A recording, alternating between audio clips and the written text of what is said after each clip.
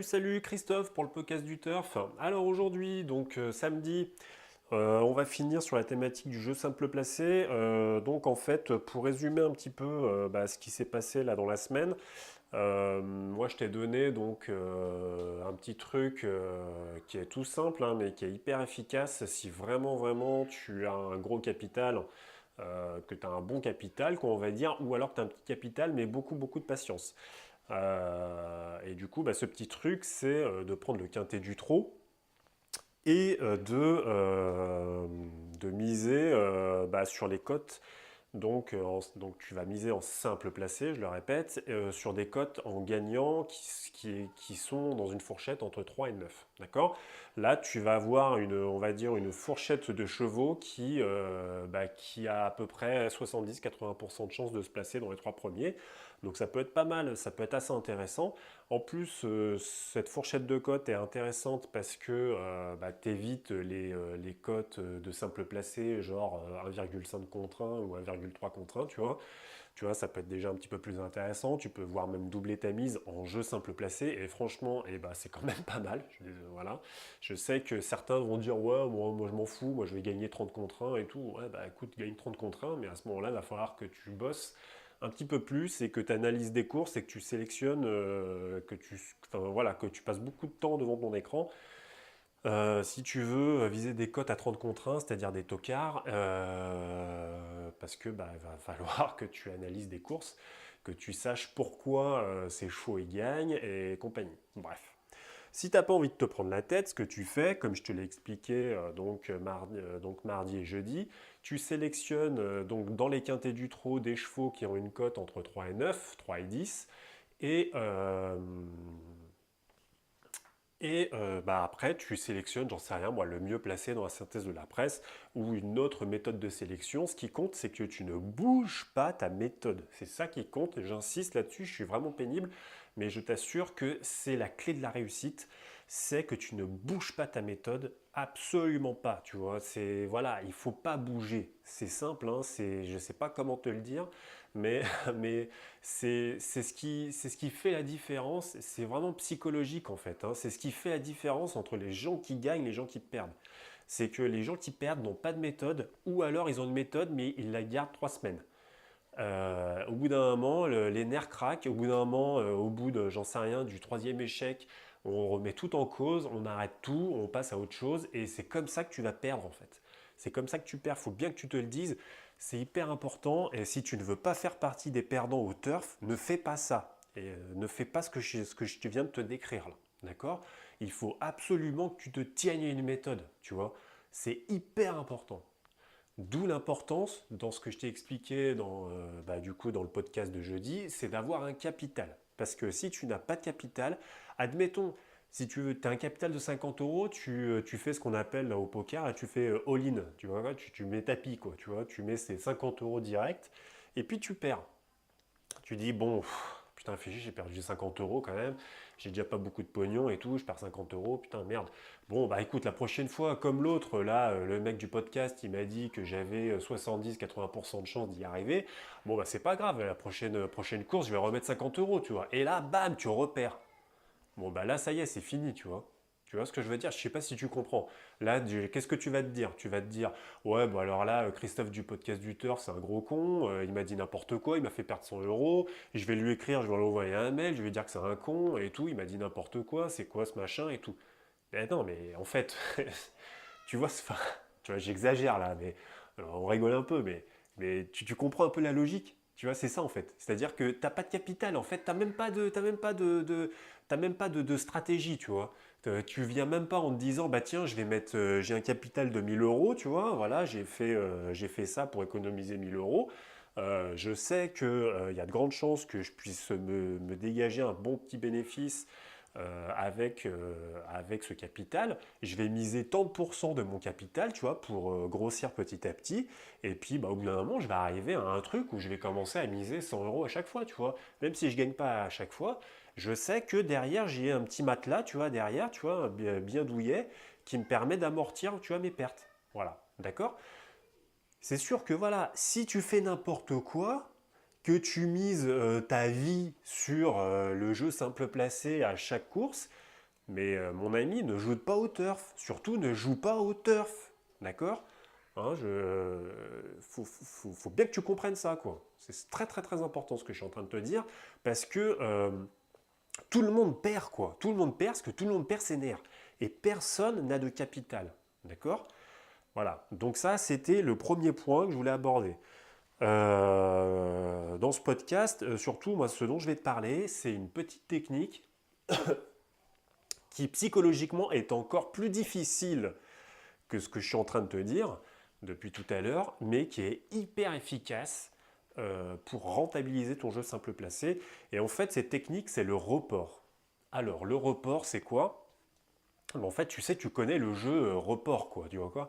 C'est, tu as le jeu simple placé, jeu couplé, machin, et tu as report. D'accord? Donc, le report sur le site du PMU, par exemple, c'est quoi? C'est, tu vas prendre la course, la réunion 1, tu vas prendre la course 1, et puis là, bah, tu vas miser sur ton cheval. Et puis ensuite, ce que tu vas faire, c'est que tu vas dire, en fait, au PMU, tu vas dire, voilà, moi, je veux miser sur ce cheval, et les gains partiels ou total de la course, quoi, en fait, si tu gagnes, par exemple, si tu perds, en fait, ça change rien. En revanche, si tu gagnes, tu vas dire au site du PMU, voilà, si je gagne, je vais reporter mes gains de manière partielle ou totale, après c'est à toi de choisir, sur un autre cheval d'une autre course de la même réunion. D'accord? Bon. Donc par exemple, ça peut être, tu vas miser sur le numéro 9 de la course 1, donc tu gagnes cette course, c'est-à-dire si tu l'as misé en gagnant, tu vas gagner la course. Si tu l'as mise en placé, ça veut dire qu'il arrive dans les 3 premiers, peu importe. Ok, tu gagnes. Ok. Et là, tu vas dire, ok, moi maintenant, je veux que tu prennes tous ces gains là et que tu les reportes sur le cheval numéro 12 de la course 4. D'accord?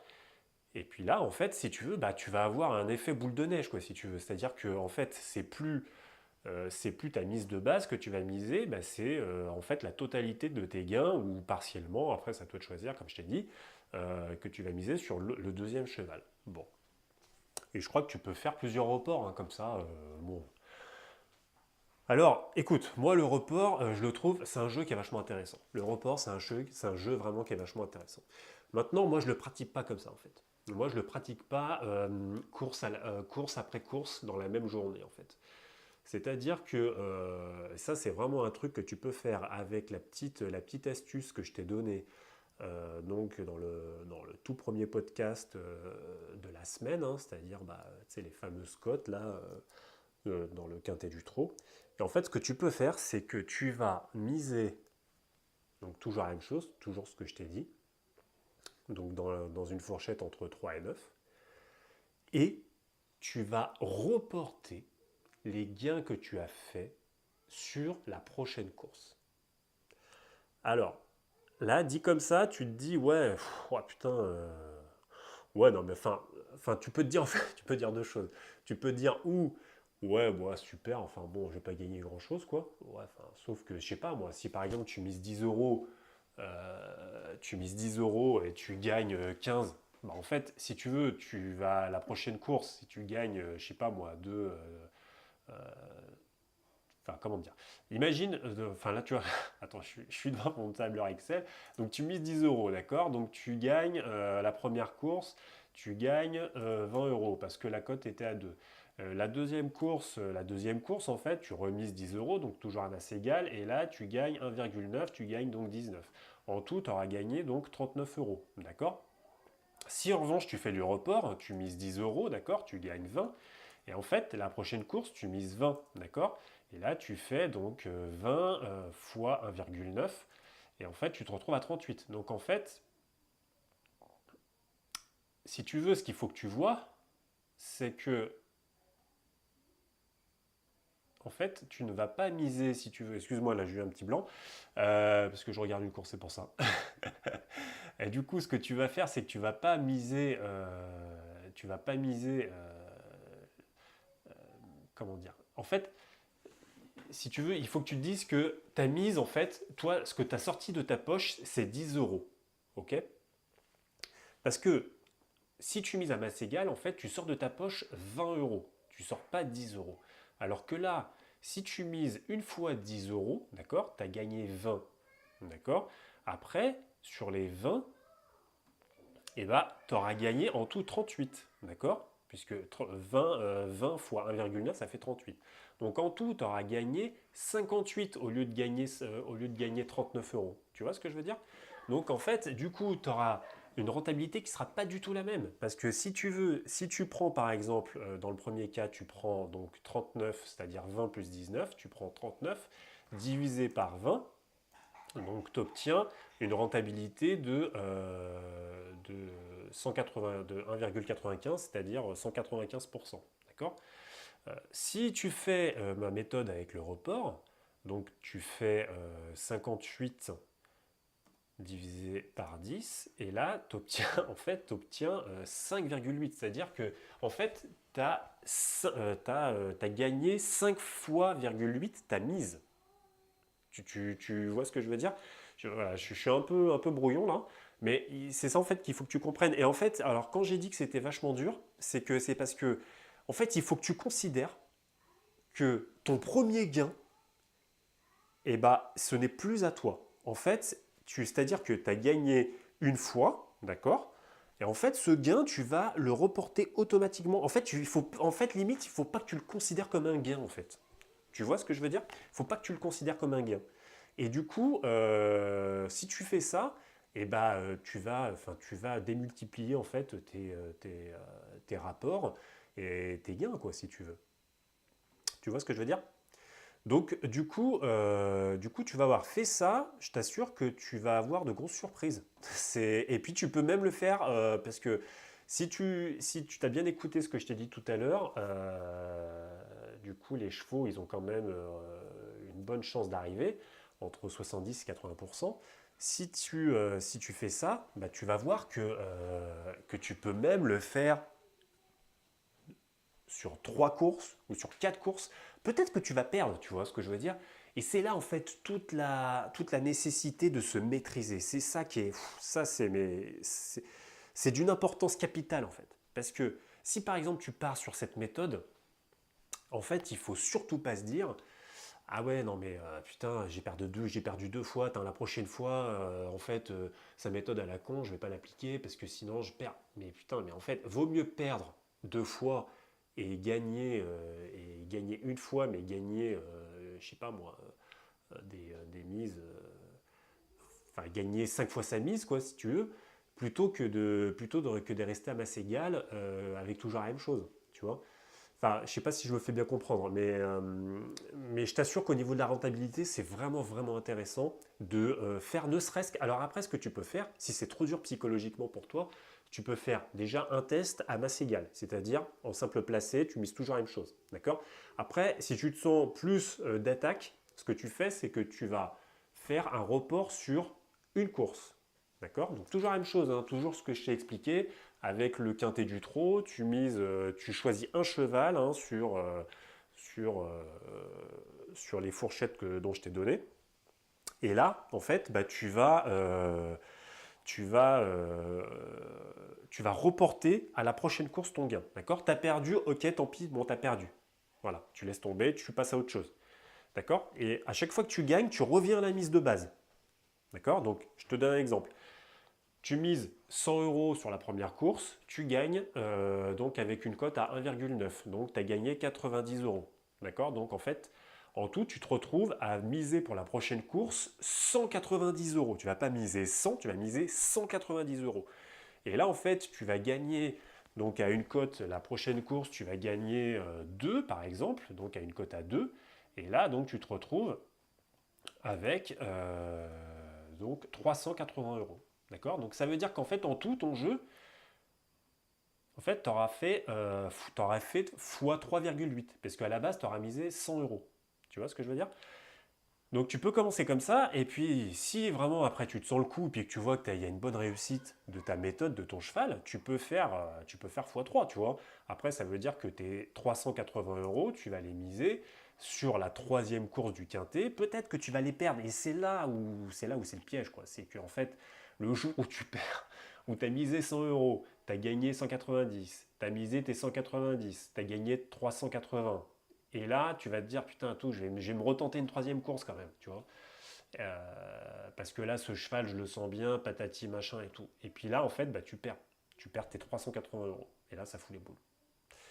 Et là, voilà, bah là, c'est tout l'art de la psychologie, de rester zen. Et après, si tu te dis, par exemple, si je le fais sur trois courses parce que, bah, en fait, j'ai une bonne chance de gagner, il y a une bonne réussite, et puis la prochaine course, tu mises donc tes 380 et tu mises et tu gagnes sur une cote de 1,9 en placé, tu gagnes quand même 722 euros, tu vois. Et en fait, à la base, tu n'auras misé que 100. Je sais pas si tu vois un peu ce que je veux dire. Donc en fait, en 3 jours de quintet, tu as multiplié par 7 ton capital. Enfin, ta mise, pardon. C'est quand même pas mal. C'est quand même pas mal. Donc voilà. Et tout ça, comme je te l'ai dit mardi, en y connaissant pas grand-chose en fin de compte. Tu vois, tu t'es pas pris la tête à analyser machin et tout ça, tu vois. Non, non. Ce que tu as fait, toi, c'est simplement, tu as pris les cotes, ce que je t'ai dit en fait, et puis t'as misé ton cheval, quoi. Voilà, tu as misé ton cheval en prenant la synthèse de la presse ou en analysant si tu avais envie d'analyser, tu vois. Mais voilà, et du coup, c'est quand même vachement intéressant cette histoire. Donc, du coup, je suis désolé pour le petit blanc là que j'ai eu tout à l'heure, parce que du coup, j'avais parié sur une course et j'étais en train de la regarder, et puis en même temps, j'étais en train de calculer mon histoire de rentabilité là, donc voilà, j'étais un petit peu ailleurs. Donc voilà, écoute, je te laisse et puis je te dis à la semaine prochaine en espérant que bah, tu appliques ce que je t'ai dit parce que franchement, quand il pense, c'est quand même vachement, vachement intéressant. Après, tu sais, tu as d'autres méthodes, on pourra en parler, enfin, j'aurai l'occasion d'en parler. Tu vois, je me les note un peu, mes histoires là, mais tu vois, tu as des entraîneurs par exemple, tu sais, qui sont très très connus dans le trot et qui visent le meeting d'hiver en fait, hein, le meeting de Vincennes qui commence au mois de novembre et qui se finit donc je crois au mois de mars, entre novembre et mars. Et tu as des entraîneurs qui sont très connus hein, dans le monde du trot et qui visent en fait ce meeting-là. C'est-à-dire, ça veut dire quoi? Ça veut dire qu'ils préparent, en fait, ces entraîneurs préparent leurs chevaux pour qu'ils courent à Vincennes pendant le meeting du trot. Donc, en fait, ils vont préparer leurs chevaux pour ça. Du coup, bah, tu as de grandes chances que ces chevaux, ils se placent, voire qu'ils gagnent souvent, en fait, euh, tu vois, dans le courant du mois de décembre, janvier, février, tu vois. Du coup, ce qui peut être intéressant, si tu réfléchis aussi là-dessus, c'est que bah, à chaque fois que ces entraîneurs ou cet entraîneur, eh ben, il sort son cheval, tu vas le miser en placé, tu vois. Et là, je peux t'assurer que pareil, les résultats, ils sont assez phénoménaux. Donc voilà, donc écoute, bon, ça sera l'occasion pour en reparler un autre jour à l'occasion. Je te souhaite vraiment de la réussite. Essaye, franchement, et n'hésite pas à t'inscrire dans ma liste de contacts et puis à me donner des nouvelles. Ça m'intéresserait vraiment, tu vois, de savoir si tu as fait ou pas ce que je t'ai dit. Et parce que ça peut être vraiment, vraiment, vraiment pas mal. Enfin, vraiment, faut que tu y réfléchisses parce que je t'assure que c'est valable. Donc voilà, bah écoute, je te dis à plus et puis je te souhaite bon courage. Ciao.